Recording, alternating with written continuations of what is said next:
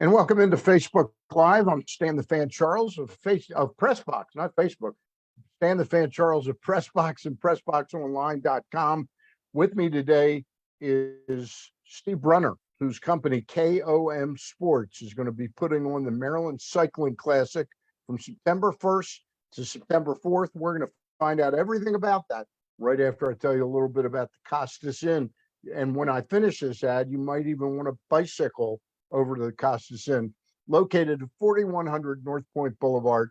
Everybody in town knows that the Costas Inn is the place to go for crabs, steamed crabs, crab cakes, crab soup, steaks, specials, salads, desserts, or the libations while you watch a ball game. But a lot of people still aren't comfortable sitting in a restaurant, and the Costas Inn has done something about that. They've stepped up their curbside pickup whole apparatus. All you have to do is go to their website, CostasInn.com. That's Costas, C-O-S-T-A-S, in.com.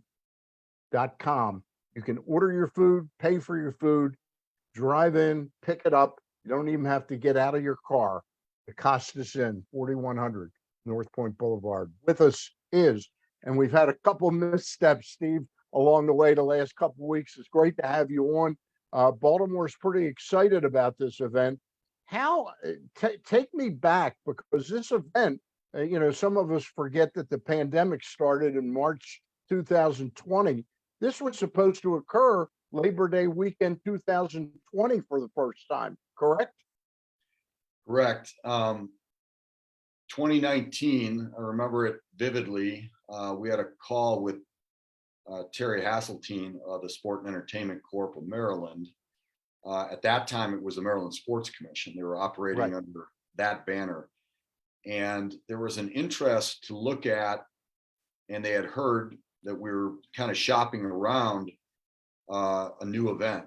And traditionally, my company, KOM Sports and Medalist Sports, who's the event arm, we had done the Amgen Tour of California, we had done the Colorado Classic, Tour of Alberta, these long stage races that were 7-8 days long.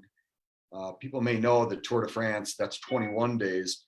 Right. And we said, the economic model in the US at least just isn't sustainable anymore for a 7-8 day event. And so you got to look at kind of the sign of the times and adjust. So that's what we did. We've been talking to Albuquerque, Portland, Minneapolis, Santa Rosa, Louisville, and we settled on Baltimore based on, as we always say, the moon's kind of aligned, and they need to. You need to have the baseline first from state support, then you've got to build it with your civic entities in host cities, in this case, Sparks and Baltimore County, and then the jurisdiction within the city. And from that process, in 2019, we've gone through, we're now on our third mayoral administration as an example in the city of Baltimore. Yeah. We've had 2 stops because of the pandemic. And so the stop start, it's really fatiguing. It's fatiguing financially on the overall drag of the budget. And it's also, if you looked at the stop start, even with inviting teams from around the world, they've got a little bit of skepticism after a certain a while. And I think there's kind of that sign of the times of we're living in that as sport and event promoters and managers, but it doesn't make it easy when you're trying to fly people in from around the world. How many racers will be in this race, and they're all teams, correct? Correct. So in professional cycling, if a lot of people are not familiar with that, I'm sure there are not, it's more of a team sport. So when you watch the Tour de France, it's comprised of teams that have sponsors. And that's kind of goes all the way back to the way the sport has grown up and the way the Tour de France is. So you may see some of these names from these sponsors that may be specific to where they're sanctioned and where they get their license from. So in the case of the Maryland Cycling Classic, we'll have 16 teams from 9 countries. Those 16 teams, with the exception of one, and I'll get that in a second, are all professional. And so we've got 2 levels of teams where you've got some teams that have been in the Tour de France or the big races in Europe.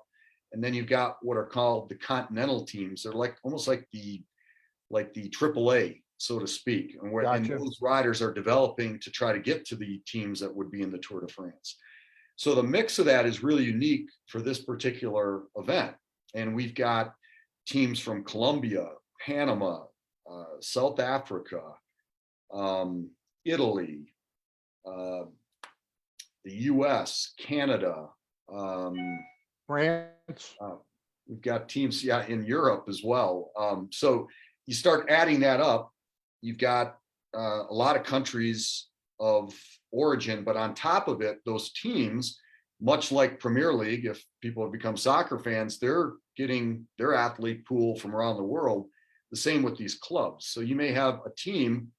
We have a team from Israel as an example that was raced in the Tour de France. They may only have 2 or 3 Israelis on the team. The rest are made up from Kazakhstan or Colombia or the US. And so that's what's kind of unique about the nature of the teams you'll see. You may have a team from Israel, but they may have riders from 5 different countries. So we think we'll have probably, we're getting the rosters in now, and we'll have an announcement next week on this, next Monday. We should have riders from 25, maybe up to 30 countries. And some of these riders are either national champions of their home country, they've raced in the Olympics, or races like the Tour de France. So this is kind of the best of the best and the best from those countries. How many total cyclists? It would be over like 200. How many are on each team? Yeah, we've got 112 cyclists that will make up the peloton. In the Tour de France, you're about right, Stan, that it is about 200 that make up the roster for the Tour de France.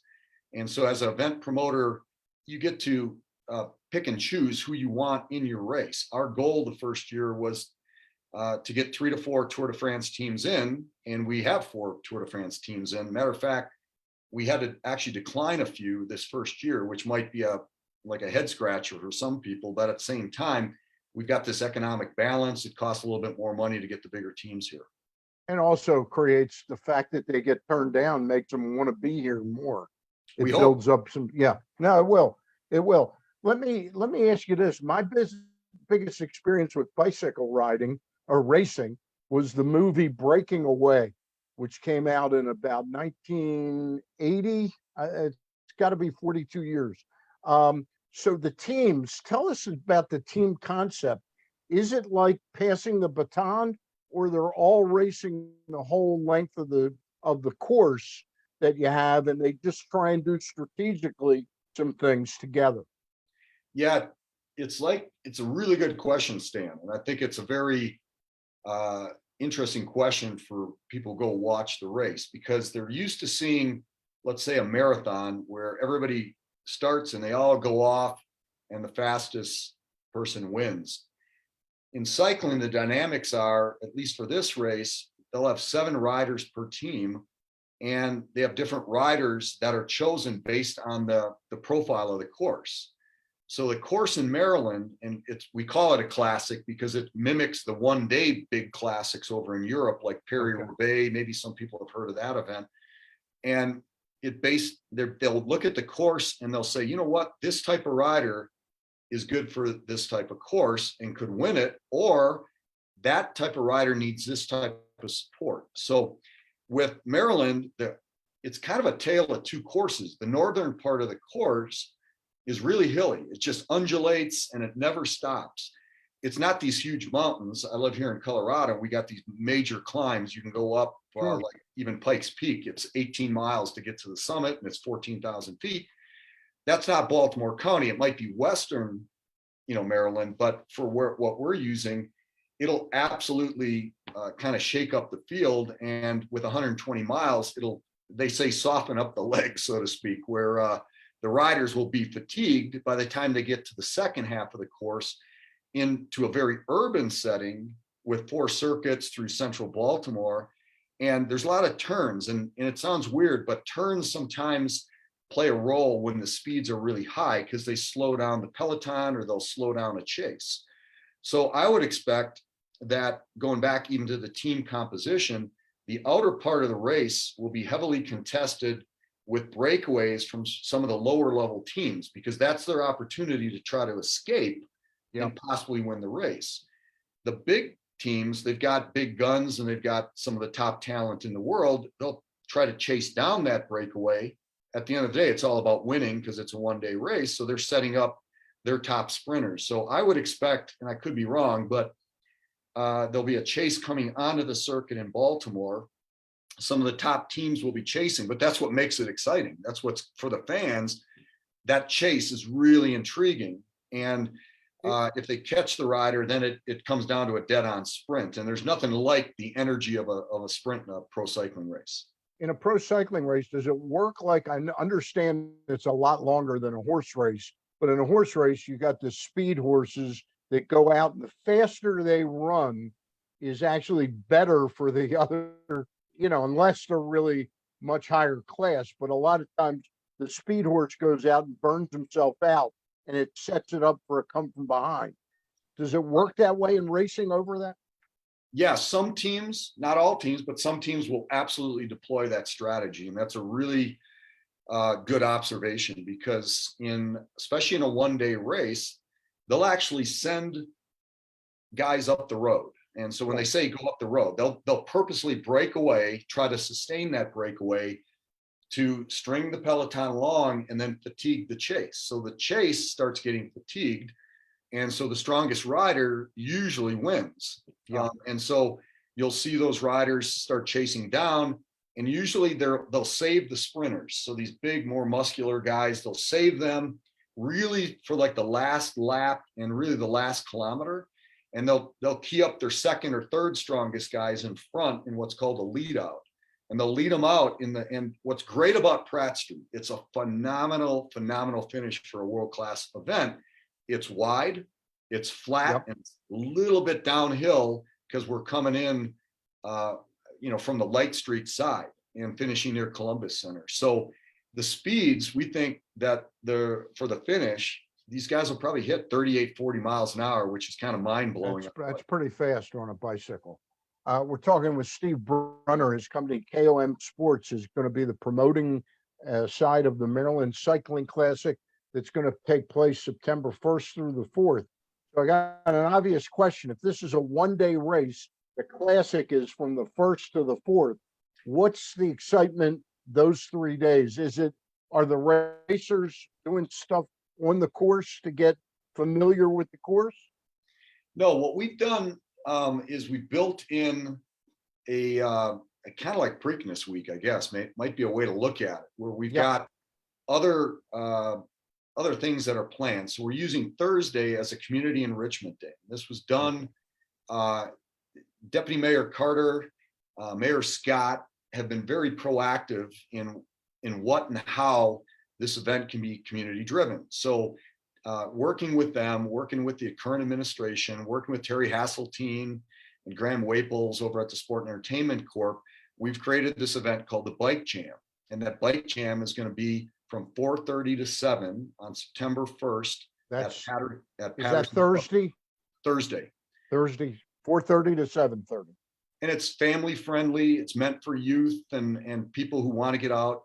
And we've got, we announced 6 brand ambassadors last week, and they're all going to be there, and you'll be able to take a 1.5 mile loop. So bring your bike out there, have your kids bring your bikes out there, and they'll be able to ride with an Olympian, or they'll be able to ride with a national champion on this 1 mile.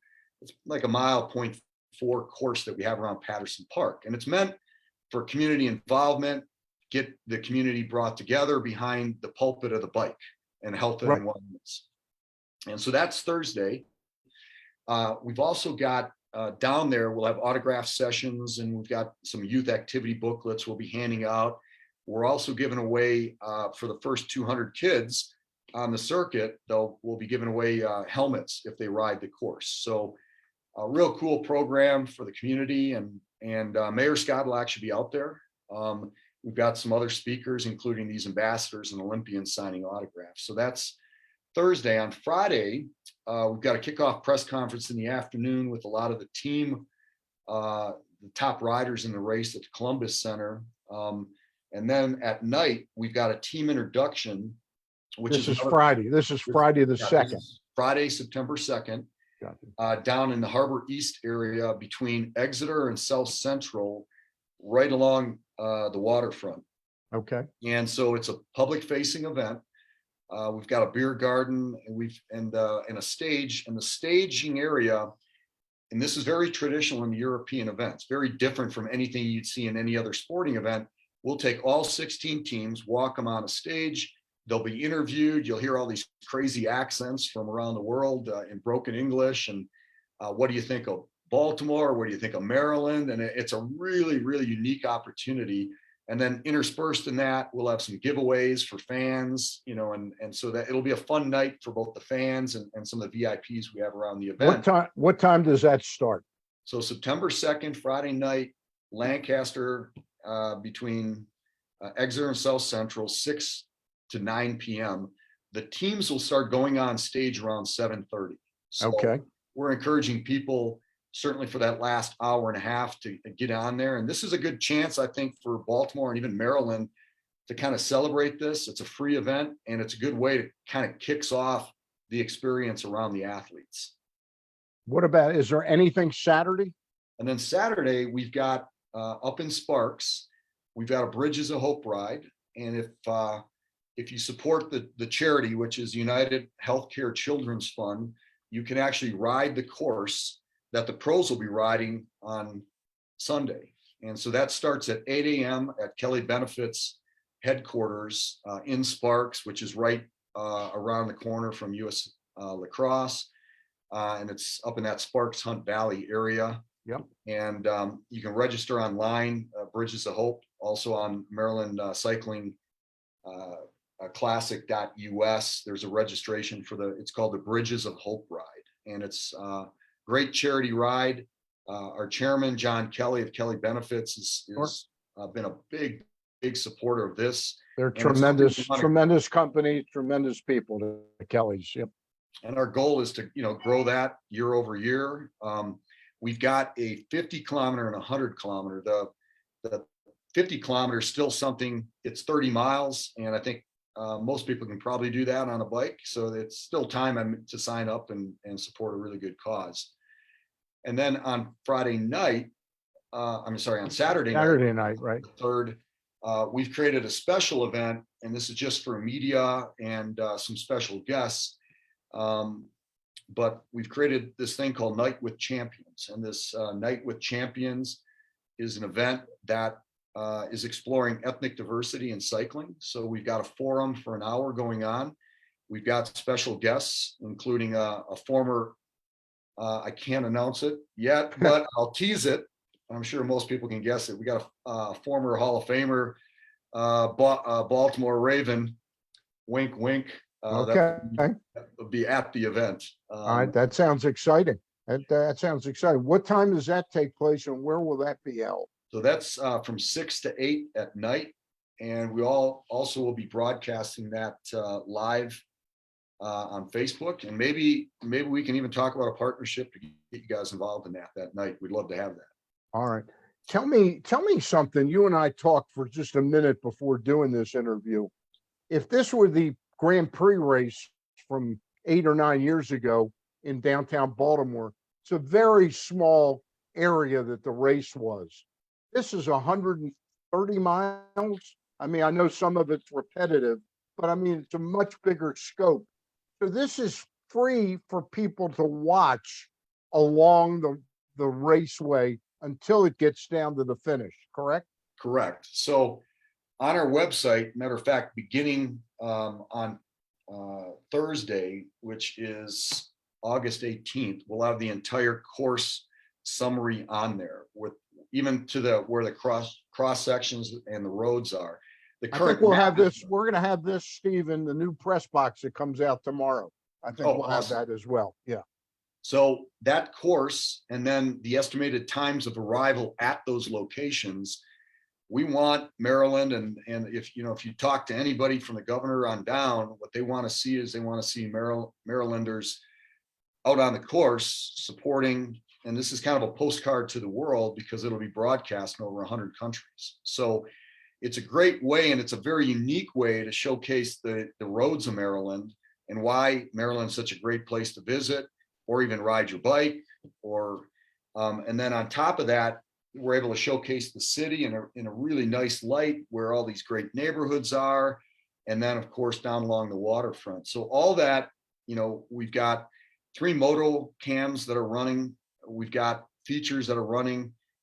We've also got 5 hours live, and we're going to announce it tomorrow. So I might as well announce it here with you, Stan. We've Okay, got 5 hours live on the CW in a partnership with Fox that's great. Sinclair. And that's a first to have wall-to-wall coverage like that for an American bike race. Usually they join in the last 2 hours. So to have wall-to-wall coverage and the commitment by Fox, Sinclair, and CW for that is great. That's great. That's great. And so you can literally go out, see the event, along the course, go back in, and over the air, turn on CW and see what the finish And see what the finish is going to be like. And where does the finish, as I understand it, the finish is going to be a circuit of a repetition of like 4 laps or something like that? Correct. Where will that take place? So the circuit, the entry point for the circuit will be on the northern corridor of central Baltimore. The best way it would probably be in that like Union Station area, Okay. up in there, and then it'll come down St. Paul through the Light Street, through Light Street? Yeah, it'll come down St. Paul, eventually curve onto Light, and then take a Pratt? left turn onto Pratt. And so the first passage will come through there, and then we'll deviate down into the Harbor East District, skirting Little Italy, Fells Point, up Broadway. Broadway will take us all the way up to the Hopkins campus. Okay. And over, you kind of skirting that Wash Hill area, and then going north, back up, and then coming back down, on St. Paul, like I just mentioned, and then the ultimate finish. And all that will take place between 4 and 6. So if you're a spectator, get down there at 4 o'clock. We've got an expo area there. We've got a beer lounge. We've got Fogo de Chao and Phillips serving food. We've got a big screen where you can watch the race. So when they come into the circuit, the caravan and the procedure behind that is kind of fascinating in itself, because you've got police cars and motorcycles as a motorcade. Then somewhere behind all those lights, you've got the race going on. And so it could be a breakaway rider or several breakaway, and you got the chase going on. And the energy level and the pageantry around that is pretty exciting, because it's just so visually stimulating when you're down there. So and so all that will take place between 4 and 6. We expect to finish somewhere around 6 p.m. And once again, this is September 4th. And that's Monday the 4th. No, it'll be Sunday the 4th. Sunday the 4th. I'm sorry. Yeah. Sunday the 4th, and Pratt and Market Streets, which is really a block beyond the aquarium. And next, we're really finishing in front of the Columbus Center, if people know that area, in Pier 5. Okay, that sounds really exciting. I wanted to ask you, events of this nature, and we've done it with big golf events. We've got the 5-star equestrian event. They always need volunteers. Are we too late? No. Are we too late to ask you if you need volunteers, and how can folks get in touch with you if they see this? They say, hey, I'd like to experience this, First of all, thank you for asking, because we are always in need of volunteers. One of the big things is we have course marshals that are out on the course. So they'll see the passage not only one, but a couple times, because the way we leapfrog our marshals. So we are definitely looking for course marshals right now. We have a need for about 400. We're at about 200 plus right now. So you need another 150 to 175 people. Correct. And we got a really nice swag package for those. We've got a hat, really nice t-shirt. We've got water bottle. I mean, it's a cinch sack. I mean, you're not going home empty handed. The biking stuff is very cool. The swag and biking is very cool. There is. And so, yeah, up on the MarylandCyclingClassic.us, we've got a volunteer page there. And I just want to ask, it's Maryland. You have to spell out Maryland. MarylandCyclingClassic.com. .us. MarylandCycling.us. All right. MarylandCyclingClassic.us. MarylandCyclingClassic.us. And you were saying, I interrupted you. There's a place on there that says volunteers. Correct. On the top menu, you'll see an area for volunteers. Steve, you've stuck with this. I know Terry and his team have stuck with you guys. You stuck with this. Is this a 1 year? We'll see how it goes, or is there commitment on both sides to making this, trying to make this a yearly real event that really hits home as a home run for everybody? Yeah, it's such a heavy lift. I'd hate to see it be 1 year. Yeah, But we've gone through, we think that the darkest, deepest valleys on this event through COVID. I can't And imagine what that must have been like when because you had worked to get it ready for 2020, and then you find out in, I guess, like by June, you knew it wasn't happening. Yeah, yeah, and when your company is derived off of revenue from doing events, and all of a sudden that stops, yeah, yeah. you hit pause, but you can't hit pause. You got to keep going to make sure that the event preserves. So there's a lot of fortitude, I think, as a small company to continue that on.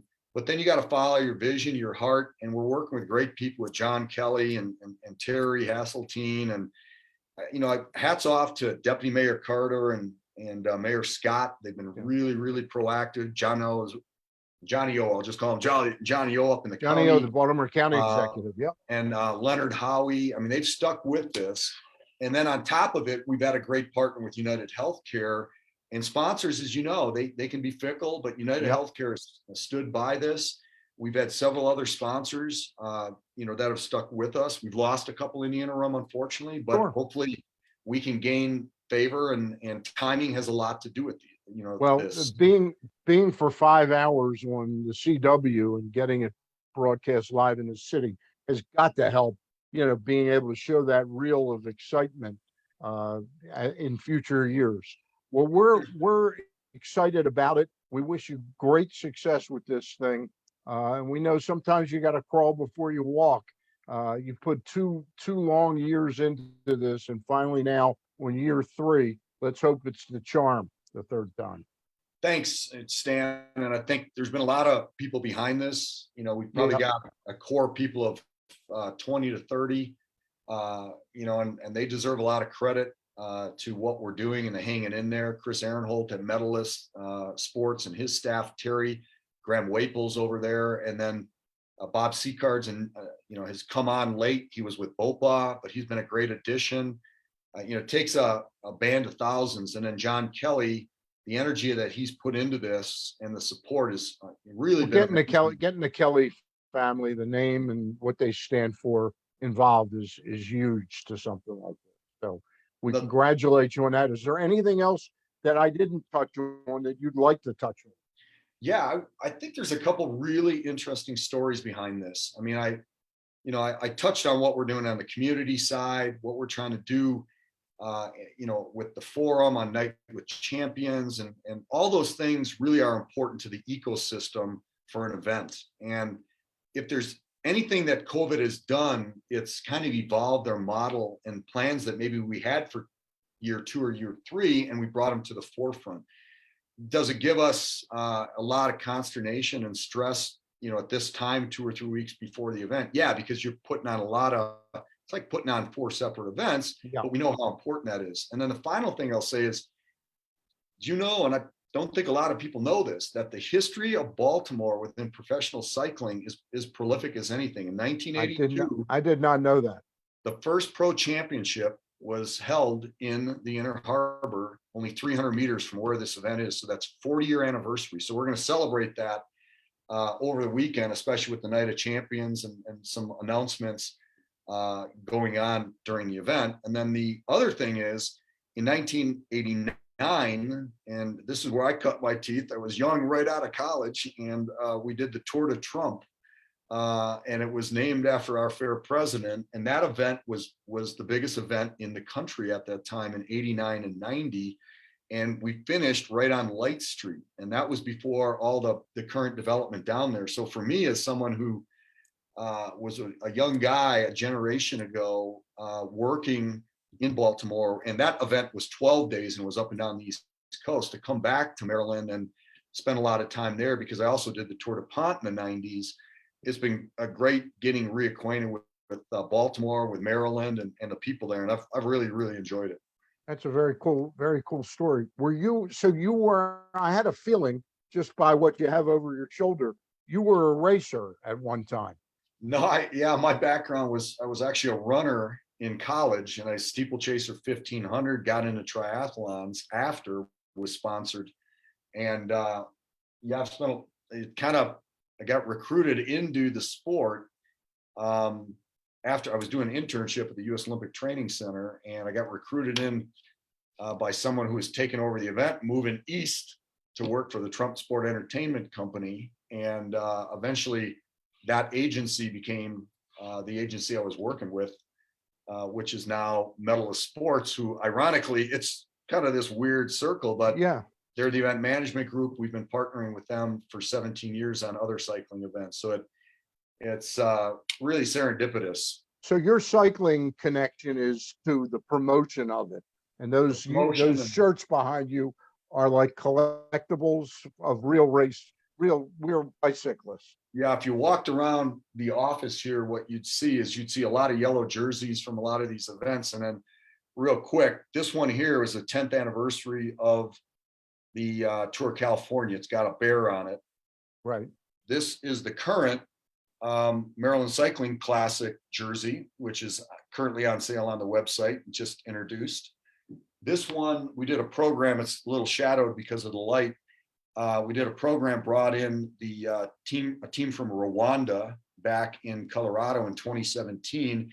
And actually one of the riders for Team Rwanda is going to be part of the Night with Champions, and was also the star of a documentary, Rising from Ashes, that was an award-winning documentary. So he's actually flying in from Africa for the event. So that's kind of cool. And then this final one is the Rainbow Stripes jersey. If anybody's familiar with cycling, that signifies world champion. Chloe Dygert was a junior who's now gone on to this really prolific career as one of the top US women, won Olympic medals. And that kind of signifies we worked the world championships in 2015 when they were in Richmond. It was only the second time ever in the US. And if people want to doubt the East Coast and fandom for cycling, all they had to do is see that event. We had about 300,000 people, 7-8 deep around the entire circuit. So I think there's the one thing when we were looking at Baltimore and Maryland, and I believe I've had a lot of people ask me why Maryland, why Baltimore? It was the efforts definitely by the state and Terry and his group and people like John Kelly. But the other thing is the Mid-Atlantic and the East Coast is very underdeveloped for these events. And going back to the Tour de Trump and Tour de Pont days, when we were coming through Maryland and Virginia and places like that, we always had these massive crowds. And so I think as people kind of relearn that this event is coming, we hope that there's 20, 30,000 people down there at the finish, and we've got really good support out on the circuit and out in the county. And I think we will. I think Maryland's a great sporting state. No matter if it's Grand Prix or whether it's cycling, I think people will come out in droves. And what's not to like about a free public world-class event? Hey, I got to ask you one question. You mentioned Colorado. I used to collect T-shirts from my days of like my late teens, and my favorite shirt I ever had was a bike race in Colorado, and the sponsor was Celestial Seasonings. Do you remember any of that? It was it was before my time, but yeah, the Celestial Seasoning was the first sponsor of the first major bike race in the US. I think that was the race. It was Celestial shirt. Yeah. And then I think that became the Coors Classic. Okay. And it graduated up from there. And good. That's great, Stan. Some cycling history. I've always liked it from afar. I mean, I love that movie, Breaking Away. And I know it came out, I think, in the summer of 1980. So it's got to be 42 years ago. It's great to meet you. And I'm sure we'll hook up sometime during the event here in town. Fantastic. If you need us for anything else to get the word out, let me know. Yeah, we'll continue, I think, with a lot of our announcements that are coming up. We got some really substantial ones with top riders. And the one thing I'll also say, if you're a really core cycling fan, we'll have 3 stage winners from the Tour de France. I don't know if that's ever happened in an American race that I've been part of. And so that's some of those big heroes from just a couple of weeks ago are going to be in Maryland. So that, if you're a fan and a core fan, you don't get to see these guys and there hasn't been a US event of this caliber since 2019, and they were all out west. There hasn't been an event of this caliber since the World Championships in 2015. So it's a great time if you really like cycling and want to see some of the stars of the sport. This will be the event to do it on Labor Day weekend. All right. He is Steve Brunner, and he is the president of KOM Sports.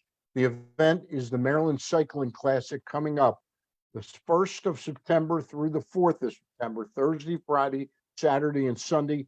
Bunch of events leading up to race day, which will be Sunday. And that starts at about 9:30 a.m. out in Sparks. Sunday, 1:30 is the ultimate start, but we encourage people to come there around noon because that's when the teams show up, and it's kind of like going down into pit row and but it's free. So you can see how the teams are warming up and get maybe get an autograph. Very cool. Have these riders, Steve, before I let you go, have these guys, I know you probably haven't been able to break, keep the course together because you got people driving around and all that, but are they familiar with the terrain and Yeah, I think for the circuit in the city, they're probably better off to drive that one because it's pretty urban. And I think they'll definitely want to go out to the outer part of the course. There's not a lot of traffic, and I think they'll really enjoy the horse country and around Pretty Boy Reservoir. Anybody, if you're not from the area, have been out there, we were surveying the course. It's just gorgeous. And so I think that's going to show really well on international TV. All right. I might reach out to you in a week or so and see if you want to pop on one time with me, because we can do this any time of day and we'll pop out and get some more news out to people. Okay. Because I know you got a Herculean task in year one before it's really underway. All right. Thanks, Stan, and appreciate the patience on all right. Finally hooking up. No problem. I know stuff happens, and I know you're juggling a lot of balls. Luckily, they're not chainsaws. Okay. Some days they are. Some days they are. Steve Brunner, KOM Sports. Thanks a lot for being here. All right. Thanks. Before I let you go, folks out there, and Steve, you can sign off if you're finished listening to me. I want to tell you about the Costas Inn one more time.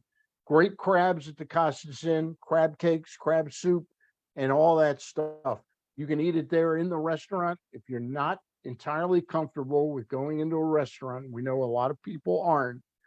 The Costas Inn has made it very easy for you with their curbside pickup. You go to costasinn.com, COSTASINN.com, order your food, pay for your food, pick it up. You don't even have to get out of your car. That's Costas Inn, 4100 North Point Boulevard, 410-477-1975. Gary Stein and I will be back on Thursday at 4:00 with the head coach of the Maryland Terrapins football team. Mike Loxley will join us 4:00 on Facebook Live, and then you can see it on our stage. I'll be in with Glenn Clark on Friday. Don't forget, tomorrow I won't be participating because it's delivery day for Pressbox, distribution day, but Glenn Clark and Luke Jackson will have one more thing tomorrow at about 3:00. All right, that's it for now. Talk to you soon. Go O's. Bye.